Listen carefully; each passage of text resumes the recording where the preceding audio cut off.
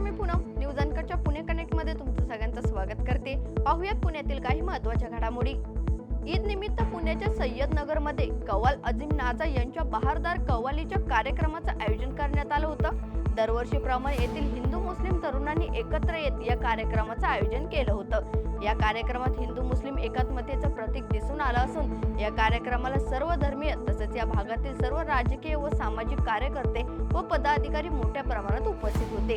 यावेळी नाना भानगिरे यांनी सर्व हिंदू आणि मुस्लिम बांधवांना ईद तसेच गुढीपाडव्याच्या शुभेच्छाही दिल्या। मुख्यमंत्री देवेंद्र फडणवीस यांनी जाहीर केलेल्या राज्य सरकारच्या 100 दिवसांच्या कृती कार्यक्रमाचा आढावा घेण्यासाठी येत्या 4 आणि 5 एप्रिलला पुण्यात राज्यभरातील जिल्हाधिकाऱ्यांची 2 दिवस कार्यशाळा घेण्यात येणार आहे। यात राज्यातील सर्व विभागीय आयुक्त तसेच महत्त्वाचे महसूल अधिकारी उपस्थित राहणार आहेत। यात मुख्यमंत्री देवेंद्र फडणवीस, उपमुख्यमंत्री एकनाथ शिंदे आणि उपमुख्यमंत्री अजित पवार ही संबोधित करणार आहेत। आगामी स्थानिक स्वराज्य संस्था निवडणुकीसाठी सर्वच राजकीय पक्षांनी जोरदार मोर्चे बांधणी केली आहे। अशातच आता उपमुख्यमंत्री अजित पवार यांनीही आपल्या बालेकिल्ल्यात पुन्हा एकदा लक्ष देण्यास सुरुवात केल्याची चर्चा रंगू लागल्यात।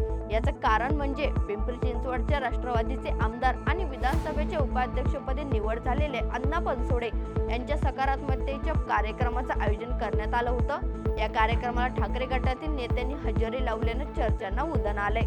ठाकरे गटातील संजोग वाघेरे यांनी बनसोडे यांच्या सकारात्मकतेच्या कार्यक्रमाला हजेरी लावल्यानं ते राष्ट्रवादी काँग्रेस पक्षात प्रवेश करणार असल्याची चर्चा राजकीय वर्तुळात आता रंगू लागल्यात। पुणे महानगरपालिकेला आर्थिक वर्षातील 2024-25 मिळकत करातून 2350 कोटी रुपयांचे उत्पन्न मिळाले। गेल्या वर्षीच्या तुलनेत यंदा सुमारे 100 कोटी रुपयांनी वाढ झाली असली तरी उद्दिष्टपूर्ती साध्य करता आलेली नाही। मिळकत कराच्या वसुलीसाठी महापालिकेला मार्च महिन्यापर्यंत प्रयत्न करावे लागले असून अखेरच्या 10 दिवसात 170 कोटी रुपये मिळाले।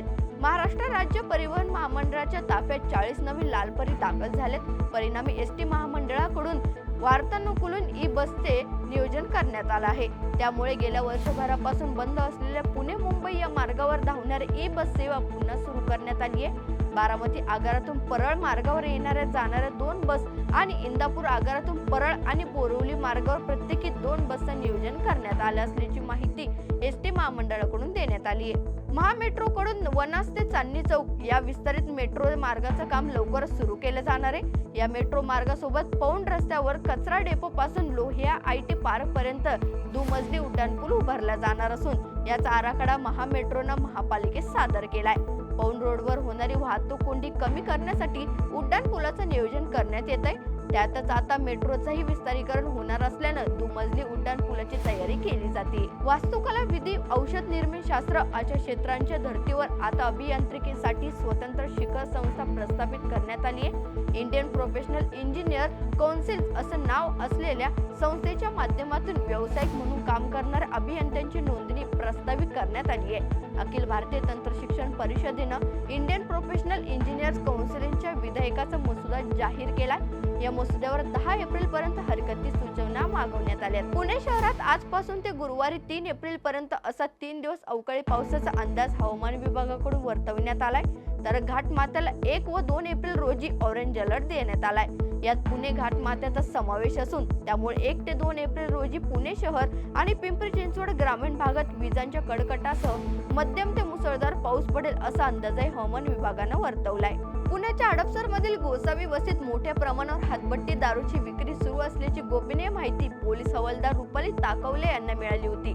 त्यानंतर वानवडी पोलिसांनी कारवाई करत 45,000 रुपयांची दारू जप्त केली आहे। या छाप्यात 35 लिटरच्या 12 कॅनमध्ये भरलेली गावठी हातभट्टीची दारू पोलिसांनी जप्त केली आहे। याबाबत सोमनाथ संजय कांबळे याला अटक करण्यात आली आहे। ही कारवाई पोलीस उपायुक्त डॉक्टर राजकुमार शिंदे, सहाय्यक पोलीस आयुक्त धन्यकुमार गोडसे, वरिष्ठ पोलीस निरीक्षक सत्यजित आदमने यांच्या मार्गदर्शनाखाली करण्यात आली आहे। पोलीस उपनिरीक्षक अविनाश शिंदे हे तपास करतायत। किराणा साहित्य आणायला गेलेल्या दुचाकीस्वार तरुणाला कंटेनरनं धडक दिली आहे। यात डोक्यास मार लागून गंभीर जखमी झालेल्या दुचाकीस्वार तरुणाचा मृत्यू झालाय।